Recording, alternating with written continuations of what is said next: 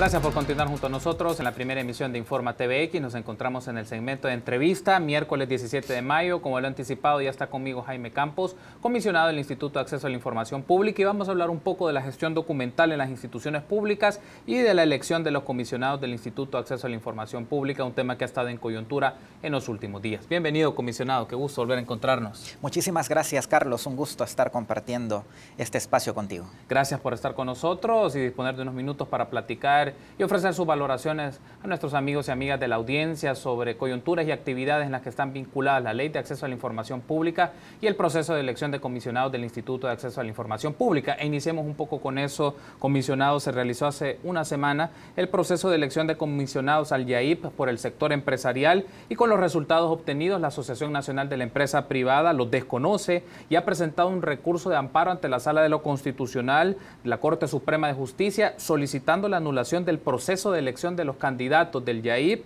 desde el sector empresarial, alegando que el diseño desplazó a las asociaciones empresariales, es decir, el mecanismo a través del cual se iba a hacer este proceso de elección desplazó a las asociaciones empresariales. Desde su postura, ¿tiene sustento lo que la ANEP ha mencionado? Bueno, la semana pasada, el día jueves 11 de mayo, se realizó la Asamblea General convocada por el Ministerio de Economía para todas aquellas entidades que iban a proponer candidatos a comisionados del Instituto de Acceso a la Información Pública. La Ley de Acceso a la Información Pública señala 5 sectores que son los que pueden postular candidatos. Entre ellos se encuentran las asociaciones empresariales. Se trata de la tercera convocatoria que había ya realizado el Ministerio de Economía, debido a que en las 2 anteriores o los candidatos no cumplían con reunir todos los requisitos que establecía la ley, que básicamente se trataba de solvencias emitidas por las distintas entidades públicas, y por otro lado porque no se tenía el mínimo, el número necesario para realizar la elección.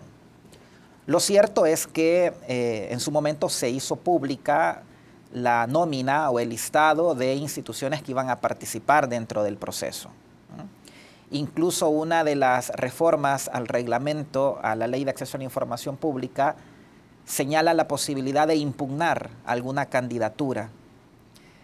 Durante se realizó el proceso, no hubo ninguna impugnación por parte de ninguna entidad proponente, hasta que en el día de la elección, el pasado día jueves 11 de mayo, surge una terna de candidatos, los más votados por las diferentes entidades debidamente inscritas ante el Ministerio de Economía.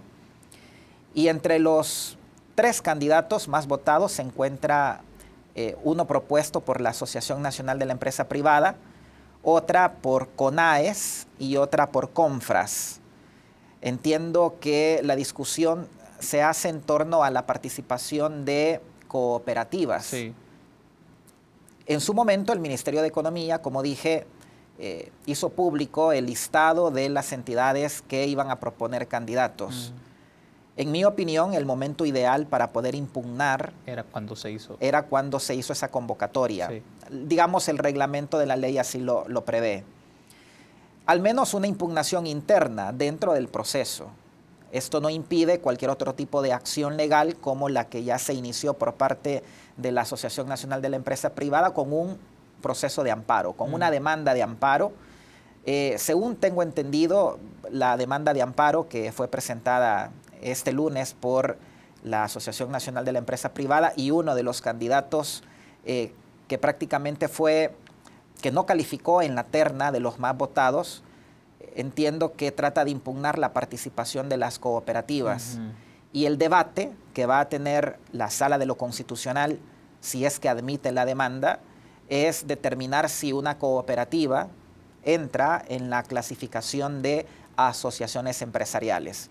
El punto de debate es ese. ¿Son las cooperativas asociaciones empresariales?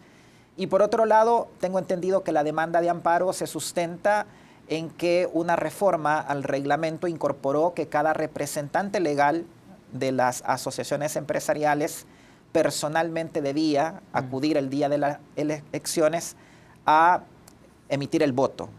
Y no como se hizo en la primera experiencia, en la que era válido ejercer el voto por medio de poder.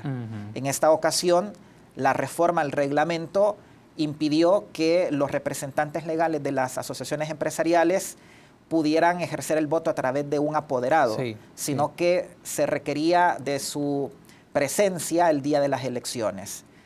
Entiendo que esos son los dos puntos que han sido sometidas al control de constitucionalidad por parte de la Sala. En mi opinión, creo que es saludable que exista mayor participación de parte de las entidades proponentes a los candidatos de comisionados del instituto.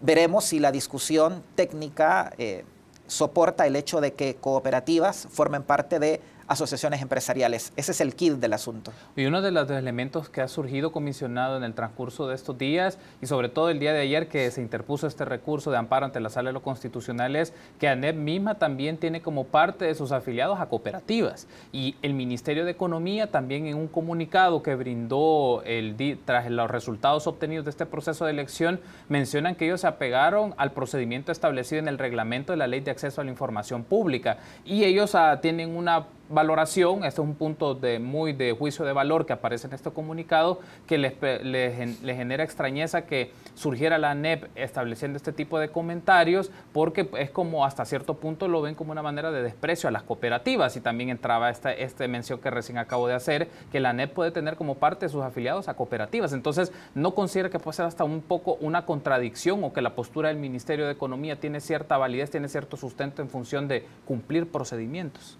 Mira, en cuanto al procedimiento, creo que el proceso ha sido transparente en el sentido que se le ha dado publicidad a las entidades que participaron, no solamente postulando candidatos, sino también el día de la elección. Por otra parte, si bien es cierto, la ANEP tiene dentro de sus agremiados a cooperativas, según he visto algún comunicado que ha emitido la Asociación Nacional de la Empresa Privada, las cooperativas aglutinadas en ANEP no participaron como postulantes a candidatos, ni mucho menos en el proceso eleccionario, sino que al parecer ANEP ha dicho, mire, otros agremiados que sí son asociaciones empresariales sí han participado, pero no las cooperativas aglutinadas a la misma. La discusión es esa, la discusión que tiene la Sala de lo Constitucional. Básicamente creo que se reduce a determinar si las cooperativas deben ser consideradas o no como asociaciones empresariales. Y por otro lado está lo del poder. Sí, para una elección que me parece es muy importante de funcionarios del Instituto de Acceso a la Información Pública, es legal o legítima el hecho de que no se pueda ejercer el voto a través de un apoderado, sino directamente por el representante legal de cada asociación empresarial. El debate es ese. Creo que también habría que estudiar, más allá del caso concreto que se ha presentado, qué sectores son verdaderamente los representativos de la sociedad civil como para que puedan proponer candidatos. Como te dije al inicio de la entrevista, de acuerdo con la Ley de Acceso a la Información Pública, son las asociaciones empresariales, las asociaciones de periodistas, las asociaciones profesionales, los sindicatos y las universidades. Por ejemplo, quedan a un lado las organizaciones no gubernamentales, que tienen una incidencia bastante directa en el acceso a la información pública. Entonces, ellas no fueron consideradas dentro de este listado de sectores. Entonces, creo que es buena la reflexión que pueda motivarse a raíz de esta controversia si se abre o no el número de entidades que pueden postular candidatos al instituto. Quiero aprovechar, comisionado, a utilizar unas declaraciones que nos brindó Ramón Villalta, director de ISD, la semana pasada, en la cual hablábamos sobre este punto en particular, y él ponía en debate esto, cómo la representatividad se puede dar en estos espacios y que no puedan ser cooptadas por ciertos tipos de intereses, sino más bien abrir la cancha y el espacio a diferentes intereses en la sociedad, de organizaciones, de individuos y de colectivos que están promoviendo el derecho al acceso a la información pública. Veamos entonces este clip de la entrevista y las ideas que nos brindó Ramón Villalta y regresamos para tener sus valoraciones. Yo creo que la primera valoración que hay que hacer es, uno, ANEP como representante del poder económico de este país tradicional, un poder económico que ha tenido el control del aparato del Estado por muchísimos años, en el que ha incidido en la formulación de leyes para poder generar mecanismos a través de los cuales ellos han podido tener influencia directa en la composición de cuerpos directivos de importantes instituciones. Todas las leyes que tienen que ver con la elección, nombramiento, composición de la junta directiva de todas las entidades autónomas, CEL, ANDA, etcétera, etcétera, todas las entidades autónomas, todos esos marcos de ley fueron elaborados para garantizar que la ANEP tuviera una representación de manera directa. Cuando se estaba formulando la Ley de Acceso a Información Pública, la primera propuesta que se había planteado, o incluso como resultado de toda la discusión en el marco del Consejo Económico Social, había salido una propuesta en la que no era el sector empresarial, sino que era la ANEP la que proponía la terna.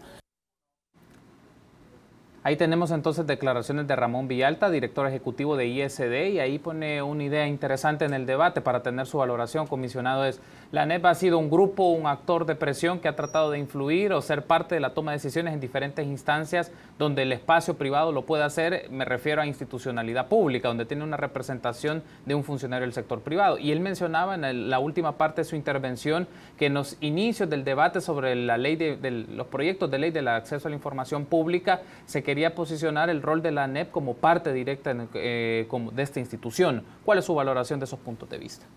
Bueno, en efecto, creo que existió un borrador del proyecto de la ley de acceso a la información pública en la que se establecía directamente que iba a ser la Asociación Nacional de la Empresa Privada la que iba a proponer los candidatos. Yo creo que hay que hacer algunas distinciones. Okay. En primer lugar, tal como está diseñado la conformación del Instituto de Acceso a la Información Pública, son 5 sectores los que proponen candidatos. De hecho, en la primera experiencia, en la primera generación de comisionados del Instituto de Acceso a la Información Pública, quien me propuso a mí fue la Asociación Nacional de la Empresa Privada. Pero hay que distinguir entre una cosa es proponer candidatos y otra cosa es que el candidato represente los intereses del sector. Sí. Me parece importante hacer esta distinción porque el funcionario deja de representar sectores. O sea, yo no puedo decir que yo represento el sector empresarial o que mis compañeros representan al sector de las universidades. No, ellos fueron postulados por estos sectores. Pero una vez tú ejerces el cargo, dejas de representar ciertos sectores. Creo que la conformación del Instituto de Acceso a la Información Pública es única en el mundo a nivel de órganos garantes, es decir, a nivel de instituciones que garantizan el derecho de acceso a la información pública. Y además la conformación es única a nivel del país porque es la única entidad cuyos titulares, los 5 comisionados, son propuestos por la sociedad civil. Es decir, ves ahí la participación ciudadana en la conformación de los titulares de una institución. No hay ninguna otra institución en el país cuyos titulares provengan de propuestas de la sociedad civil. Pero hay que diferenciar entre lo que es proponer a lo que significa representar intereses. Mal haría yo diciendo que estoy en el Instituto de Acceso a la Información Pública representando al sector que me eligió. Eso es falso. Sí, yo represento los intereses de la comunidad, de la sociedad salvadoreña. Entonces, habría que hacer esa matización. Y como te dije, me parece que el debate está abierto a determinar si hay flexibilidad o no en cuanto a estos sectores que establece la ley. Y como reitero, la discusión, el quid del asunto, lo va a dirimir la Sala de lo Constitucional, básicamente en determinar si las cooperativas deben ser consideradas o no como asociaciones empresariales. Antes de ir a una pausa, comisionado, y tener solo este punto, ¿considera usted, por su experiencia como comisionado y el trabajo que ha hecho el Instituto de Acceso a la Información Pública, sobre todo para implementar una ley y lo que ha significado para ello, que no ha estado expuesto a presión, sobre todo del sector que le postuló? ¿No ha sentido usted presión del sector que le ha postulado para tomar decisiones o en el seno del grupo de comisionados? Porque justamente usted hace la distinción. Un aspecto es quien te postula, otra cosa es la representación de intereses, porque ya un puesto de estas características se ve en función del colectivo, se ve en función de la comunidad. Pero en este caso, el instituto ha sido expuesto a presiones de estos sectores que postularon a las personas. Creo que es importante discutirlo también para efectos al momento de tomar decisiones ya en categoría de un funcionario público y sobre los temas que se abordan. Claro, rotundamente te digo que no. En mi experiencia ya de 4 años en el ejercicio del cargo, no he recibido ni presiones del sector que me propuso, ni tampoco de la autoridad que me eligió. Porque cabe decir además que Presidencia de la República, el señor Presidente de la República, es quien elige dentro de la terna de candidatos al futuro comisionado. Pero yo no he recibido ningún tipo de presión, ni de parte del sector que me propuso, que es la Asociación Nacional de la Empresa Privada, como tampoco he recibido presión de la autoridad, vale decir, de Presidencia de la República que me eligió. Y yo en esto quiero destacar el rol valiente que ha tenido el Instituto de Acceso a la Información Pública, porque creo que a pulso de sus resoluciones nos hemos ganado una reputación bien entendida de lo que en el país significa la independencia de los funcionarios y de la imparcialidad. Seguramente habremos cometido fallos como cualquier otra persona, ¿no? O que algunos de nuestros fallos puedan ser polémicos, pero no a raíz de algún tipo de presión. ¿Sí? Entonces, en ese sentido, el llamado que yo le hago a la ciudadanía, a la población, es la confianza en la institución, la confianza en esos titulares. Creo también que es válido que las diferentes organizaciones o asociaciones que han participado del proceso de elección sean vigilantes, porque el mejor escrutinio se va a hacer no solamente al momento en que una persona llega al cargo, el escrutinio también se realiza cuando una persona postula y es candidato también a un cargo. Perfecto, comisionado. Tenemos que hacer una pausa. En el segundo bloque vamos a hablar un poco de la gestión documental de archivos, una insistencia que ha hecho el Instituto de Acceso a la Información Pública y tomar también algunas valoraciones del secretario de Transparencia, de la evaluación de la Ley del Acceso a la Información Pública. De momento, permítanos una pausa. Volvemos en minutos.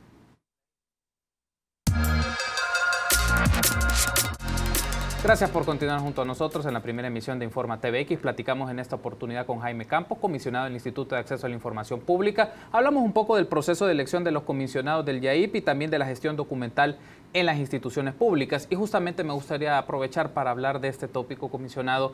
El Instituto de Acceso a la Información Pública ha realizado la semana anterior una actividad con respecto a el desarrollo o la aplicación ya 6 años de la Ley de Acceso a la Información Pública, una entrada en vigencia de poco más de 5 años aproximadamente por sus características y cuál ha sido el proceso, parte de la historia de la conformación del Instituto de Acceso a la Información Pública, pero ha mencionado algo con mucho detenimiento. Es importante la gestión documental de las instituciones del Estado y lo ha mencionado en reiteradas ocasiones, comisionado, y es una pregunta quizás puede ser hasta evidente, pero ¿por qué? ¿Hay indicios, hay insumos que ustedes les permitan decir que la gestión documental de los archivos en diversas instituciones del Estado no se están haciendo de manera adecuada, no se están haciendo de manera oportuna, de manejo eficaz o por asuntos de procedimientos o también en algunos casos por alguna acción de carácter más político?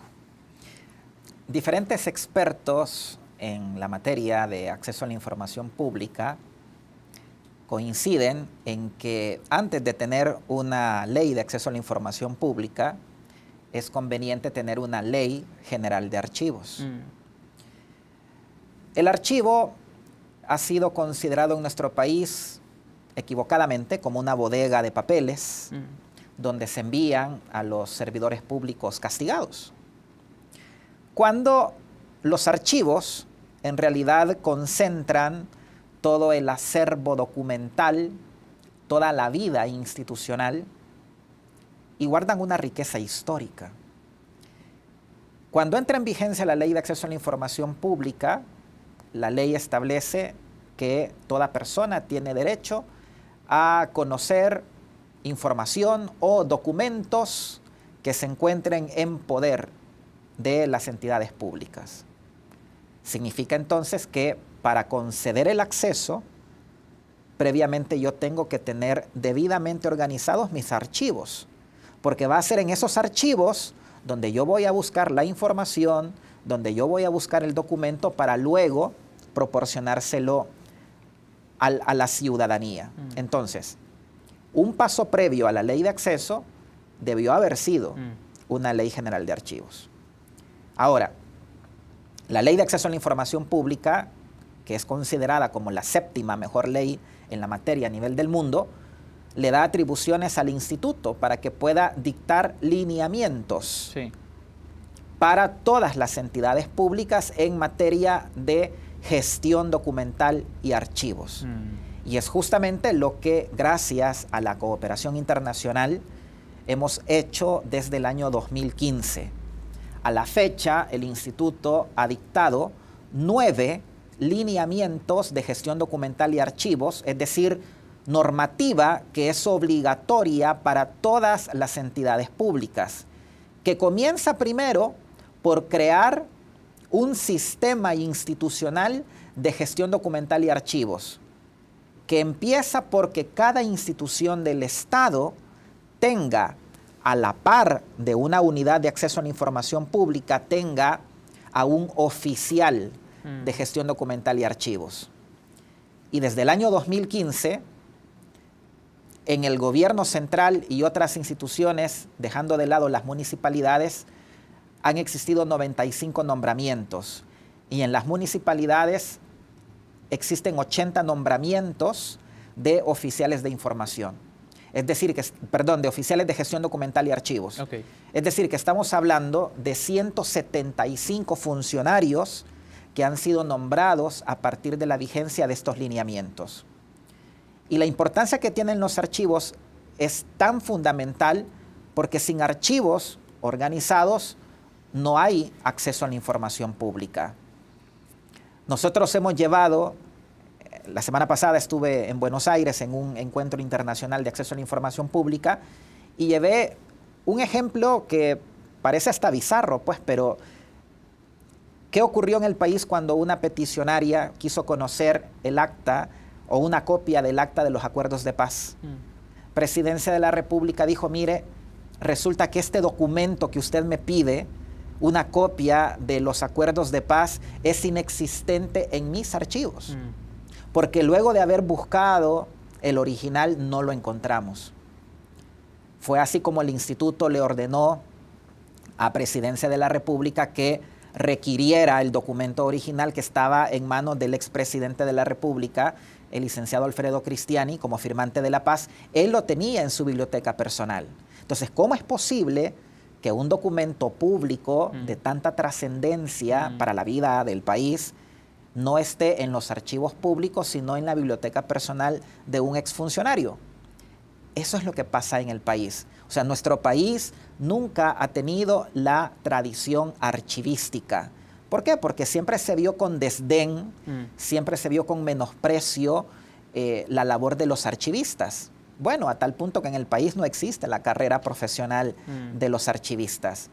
Y es importante que exista un puente entre la comunidad de acceso a la información con la comunidad de archivistas. ¿Por qué? Porque el día que pidan una información al oficial de información, quien va a custodiar que ese documento esté en óptimas condiciones, que pueda estar disponible, va a ser el oficial de archivos. Entonces, por eso la importancia que tiene y que el instituto, con ocasión del 6º aniversario de la vigencia de la ley, ha resaltado la importancia que tiene la gestión documental y archivos. Pretendemos reivindicar el rol de los archivistas en nuestro país. Comisionado, quiero aprovechar unas declaraciones que nos brindó la semana pasada Marcos Rodríguez, secretario de Transparencia y Anticorrupción de la Presidencia de la República, y hablábamos un poco sobre esto. ¿Qué valoración tenía él o evaluación que podría brindar a 6 años de la Ley de Acceso a la Información Pública y un poco menos de tiempo de su implementación plena? Estas fueron las valoraciones que él nos brindó y luego regresamos para tener su punto de vista. Veamos. Si yo le digo que han habido en 5 años 122.000 requerimientos de información a 85 instancias del Ejecutivo. Yo no puedo responder por la Corte de Justicia, ni por la Fiscalía, ni por la Corte de Cuentas, aún menos por las 262 municipalidades. Yo creo que el Instituto de Acceso a la Información Pública no lleva esta data y por lo tanto difícilmente puede dar una visión general de cómo está la aplicación de la ley, ¿no? Pero lo que tiene que ver con las 85 instancias del Ejecutivo, yo puedo asegurar que las 122.000 demandas fueron respondidas. De estas, el 91% entregando toda la información. Ahí teníamos entonces declaraciones de Marcos Rodríguez en donde menciona las instituciones involucradas al gobierno central, pues respondieron más de 100.000 solicitudes de información pública. Y aquí es importante hacer una mención, comisionado, y tener su punto de vista al respecto. La información es clave, la información puede ser visto como un recurso de poder político, un recurso institucional, y se podría decir que con el paso de las administraciones públicas en diferentes gestiones han tenido acceso o han desarrollado información que es clave, sensible. Hablamos en ese momento con el secretario de Transparencia, por ejemplo, particularmente los gastos en publicidad o el manejo de los gastos discrecionales de la partida de la presidencia, no de los gastos privados. También podemos hablar de otros tópicos y aquí hay información y viene esta preocupación. Hay información que generan las instituciones del Estado que son importantes que las conozca el público, pero a veces se ve con el criterio de reserva o que se destruyeron o que desaparecieron cuando hubo cambios de gestiones. ¿Considera usted que ese punto es válido? Y también esta mención que él hace, ¿se han respondido a las cientos de miles de solicitudes de acceso a la información pública que ha recibido, en este caso, el órgano ejecutivo? Creo que el señor secretario de Transparencia se refiere a más de 100.000 requerimientos de información. Porque una solicitud puede contener varios requerimientos, ¿verdad? Entonces creo que él se refiere a más de 100.000 requerimientos de información hechas al órgano ejecutivo. A ver, la Ley de Acceso a la Información Pública, como tú bien lo dices, ha tenido una implementación gradual, paulatina. Hace poco más de un año hicimos, junto con la Secretaría de Transparencia, el primer ejercicio de desclasificación voluntaria de información. Diferentes investigaciones periodísticas destacaban hace poco más de un año que solamente en el órgano ejecutivo habían cerca de 5.000 documentos clasificados como reservados. Y eso, desde luego, encendió algunas alertas, ¿no? Y el instituto, en compañía con la Secretaría de Transparencia, acompañó un proceso de desclasificación de la información, a tal punto que se desclasificaron más de 4.000 documentos en poder del órgano ejecutivo, es decir, los ministerios y las entidades autónomas. Creo que se ha marcado un buen ejemplo de cómo las reservas de la información están siendo cada vez mejor fundamentadas. No basta simplemente para negar el acceso a la información pública decir que yo tengo una información clasificada como reservada, sino que debo justificar por qué la tengo reservada y debo de justificarla ante el Instituto de Acceso a la Información. Es decir, no es una decisión arbitraria o antojadiza o política, sino que tiene que tener un soporte o una base técnica. En ese sentido, creo que hemos avanzado en bajar el número de reservas a la información o a los documentos en poder de las instituciones del Estado. Sin embargo, el hecho de no tener o el hecho de tener poca información clasificada como reservada no necesariamente significa que hay mayor acceso a la información. Y el ejemplo que yo cito con mayor frecuencia es la Corte Suprema de Justicia.